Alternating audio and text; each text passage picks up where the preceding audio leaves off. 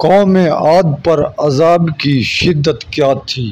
السلام علیکم ناظرین گرامی، حضرت ہود علیہ السلام کو قوم عاد پر اللہ تعالیٰ نے نبی بنا کر بھیجا، جو کہ دراز قد اور چوڑے جسم کی خوفناک قوم تھی۔ ان میں سے لمبا 100 گز اور ٹھگنا 60 گز کا تھا، اور وہ سب کے سب بت پرستی کرتے تھے اور خدا پرستی سے از حد بیزار تھے۔ وہ سنگ کو تراش کر پہاڑوں میں اپنے مکان بناتے تھے اور اپنی تنگ نظری اور سنگ دلی سے بتوں پر ایمان لاتے تھے۔ ان میں ایک فرقہ ایسا بھی تھا جو بتوں پر ایمان نہ لایا تھا اور کافروں کے خوف سے اپنا ایمان چھپاتا تھا۔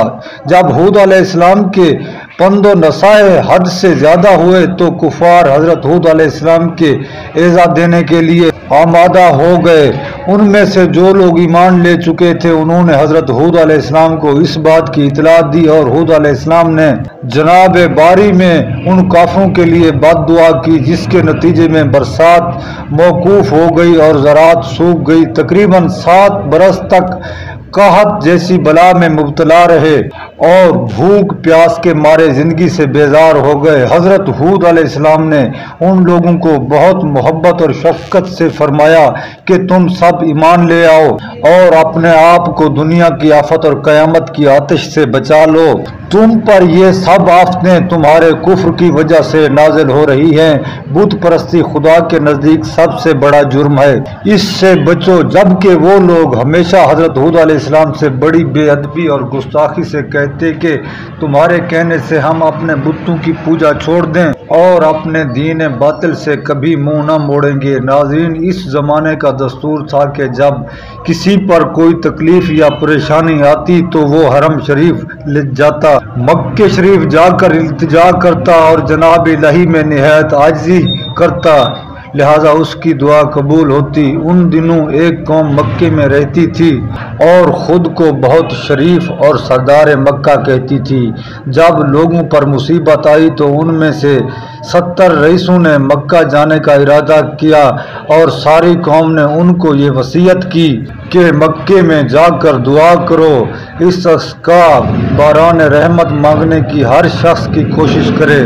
جب یہ لوگ سفر پورا کر کے مکہ پہنچے اور وہاں معاویہ ابن بکر کے گھر ان سب کے واسطے طعام و شراب کی ضیافتیں تھیں، ان میں خوش ہو کر یہ اپنی بھوک پیاس اور مصیبت کو بھول گئے۔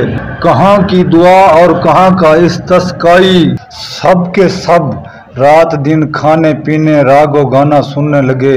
ناظرین، ادھر ساری قوم نے حضرت ہود علیہ السلام سے کہا، اے ہود، ہم تیرے خدا کو ہرگز نہ مانیں گے، اور اگر تم ہم کو اپنے خدا سے ڈراتا ہے تو کم سے کم ہمیں دکھا کہ وہ کیسا ہے جو ہم پر عذاب لائے گا، اور اگر تو نے ہم کو اپنا خدا نہ دکھایا تو ہم تجھے ضرور مار دیں گے۔ یہ باتیں سن کر حضرت ہود علیہ السلام نے اپنے خدا کی درگاہ میں ہاتھ اٹھائے اور کہا، اے خدایا، مجھے ان کے ظلم سے بچا، کیونکہ مجھ میں ان کے ساتھ لڑنے کی طاقت نہیں ہے، اور شاید یہ لوگ مجھے مار ڈالیں گے۔ اس قوم کے سردار کا نام عاد تھا۔ اس کے زمانے سے زمانے طوفان تک 700 برس گزرے، اور قوت اس کی اس قدر تھی کہ اگر پتھر پر پاؤں مارتے تو اپنی زانوں تک اس میں گھس جاتے، لیکن سب کے سب نافرمان تھے اور اپنی زبانوں سے کہتے تھے، کون ایسا ہے پردہ زمین پر کہ ہم سے زیادہ قوت رکھتا ہو۔ ناظرین، پھر حکم ہوا کہ اے ہود، جو 70 آدمی تجھ پر ایمان لائے ہیں ان کو اپنے ساتھ بلا لے اور پہاڑ پر چلا جا۔ تب حضرت ہود علیہ السلام ان کو لے کر پہاڑ پر چلے گئے اور کہا، اے قوم، اب تم کو ہوا ہلاک کرے گی اور تم پر غضب الہی عن قریب آئے گا۔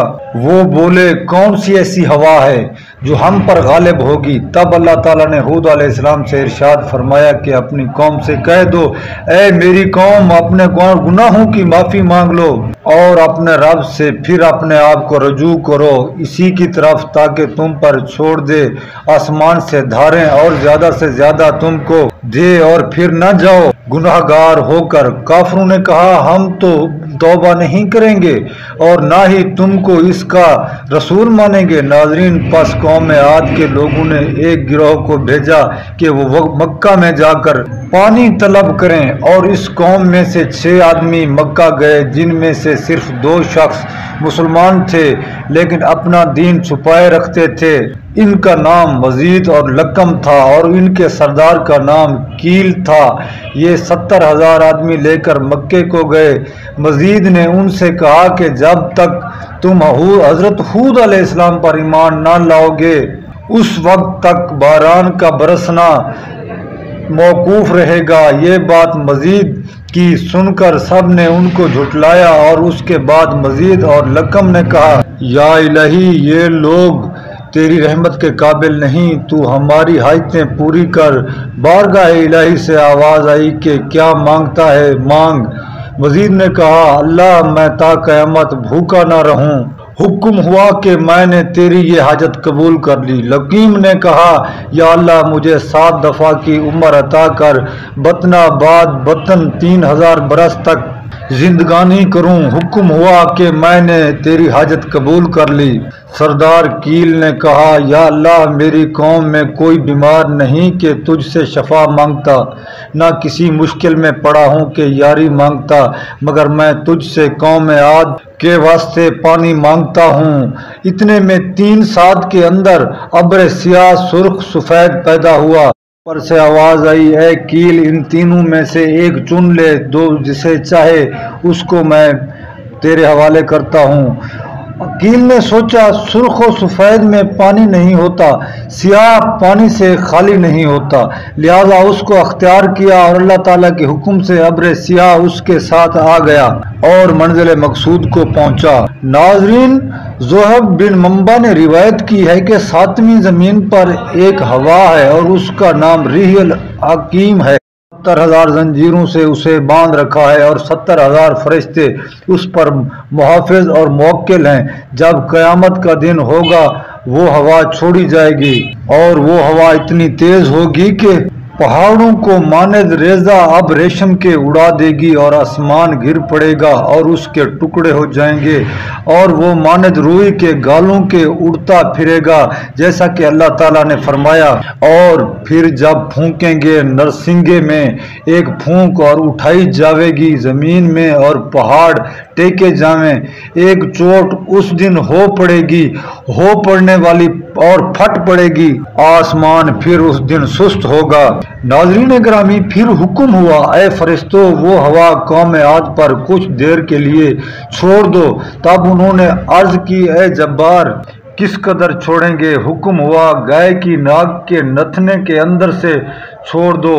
उन्होंने अर्ज की, या अल्लाह, इस मिकदार से तो सारा आलम ही बर्बाद हो जाएगा। तब हुक्म हुआ कि सुई के नाके के सुराख के बराबर छोड़ दो। हुक्म खुदा की तामील हुई तो वो हवा मानद अब्र सियाह के पहाड़ की तरफ निकल कर आई और इस हवा को देखकर कौम आद खुश हुई और कहने लगी, बोले, ये अब्र है, हम पर जरूर बरसेगा। हजरत हूद अलैहिस्सलाम ने कहा, कोई नहीं, ये वही है जिसकी तुम लोग शताबी करते थे और ये वो हवा है जिसमें दुख की मार है। और जब हवा निकली तो काफरों ने कहा, ऐ हूद, तूने जो खुशखबरी पहुंचाई, कम बस से हम खनक तर हो गए। हजरत हूद अलैहिस्सलाम ने फरमाया, ऐ काफरो, ज़रा सब्र करो, अल्लाह ताला की तरफ से तुम पर अज़ाब अलीम पहुंचता है। वो इस खबर को सुनकर तकरीबन 7 लाख मर्द 3 पहाड़ों के दरमियान में जा रहे, जहां हवा की राह एक तरफ से भी न थी और ये सब एक दूसरे का हाथ पकड़कर और अपने पाँव को घुटनों तक जमीन में गाड़ कर बैठे थे।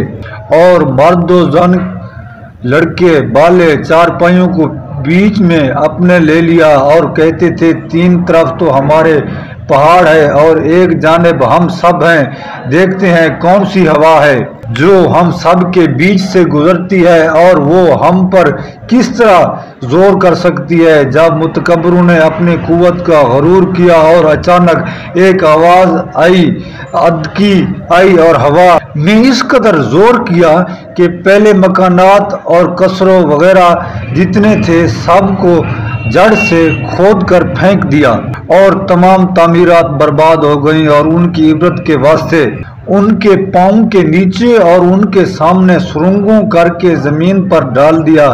پھر کیا ہوا کہ ان میں کوئی بچ رہا اور پتھر دھول و خاک میں 1 برس تک پڑے روتے رہے، اور جو شخص بھی ان کے رونے کی آواز سنتا تو وہ بھی ہلاک ہو جاتا، کیونکہ ان کے رونے کی آواز نہایت ہی بھیانک اور خراب تھی۔ ناظرین گرامی، اگر ویڈیو اچھی لگی تو لائک کر کے دوستوں میں شیئر کریں۔ اسی امید کے ساتھ ملتے ہیں اگلی ویڈیو میں، اب تک کے لیے